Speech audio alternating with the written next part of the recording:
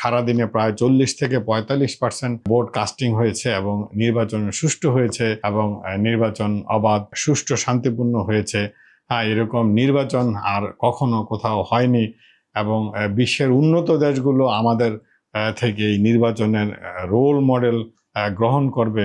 উন্নত বিশ্বে নির্বাচনের যে ফলাফল সেটি দিতে 5 দিন সময় লাগে, আমরা মাত্র 2 ঘন্টার মধ্যে ফলাফল দিয়ে দিচ্ছি।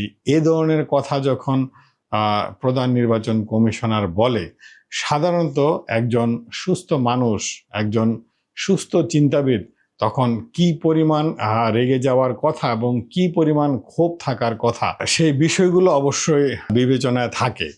তো এমন একজন মিথ্যাবাদী এবং এমন একজন প্রহসনের নির্বাচন সম্পাদনকারীকে যখন মানুষ হঠাৎ করে পেয়ে বসে, তার ক্ষোভের কারণে বলেন, তার জেদের কারণে বলেন, এবং যখন উনি পাওয়ারে থেকে প্রচুর পরিমাণ মিথ্যা কথা বলেছেন এবং প্রহসনের নির্বাচন করেছেন, তখন তো তাদেরকে কিছু বলা যায়নি।